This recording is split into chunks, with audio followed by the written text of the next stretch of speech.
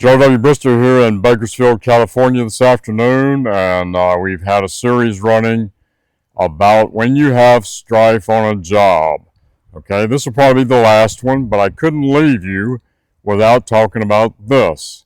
This subject is about there are some times when welders should not stick together. Sometimes welders should not stick together. I had an example I'm going to give you. It was, and everything's some years ago to me, probably 30 years ago. And the guy that I'm going to be talking about, he was older than me, so he's probably dead now. I'm not going to mention his name. I'd love to, but I'm not. We were working offshore. We had a job, and times were a little bad during that time, and it was at Christmas time, okay? And the job was going to run through the Christmas and the holidays, and we were told that we were only taking off 2 days because the job had to be completed.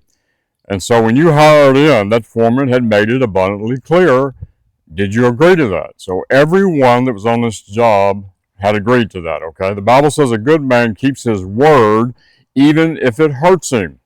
Remember that. So comes time for Christmas, and about a day before we're leaving to go, all of a sudden, this welder that I'm talking about pitched a fit. And he incited a riot among everybody, bad-mouthing the job. And he lived in Texas. Can't remember the town now, but it was kind of in the middle of Texas, okay? There's a little oil field town there. I think Denver City, Texas, maybe. And he wanted 3 days off because it's a long drive, and it is. So he pitched a fit and got everybody in a circle, and he's talking about we're going to wobble this job for 3 days instead of 2. And I'm sitting there on some sandbags, and he's talking. He's right here by me, and he's talking. And these young welders, we had a lot of young welders. He and I were close to the same age. And he's talking about, and young welders back then wanted to be like the older welders. You had influence in their life. So they kind of looked up to you. This guy had an alpha personality. You can have different personalities, how God makes you, different personalities, caloric, melancholy, And he was a welding god. He promoted himself. It's okay to be a good welder, but you're supposed to let it be seen, okay? Not talk about it. You don't have to. So he was talking them all into wobbling the job.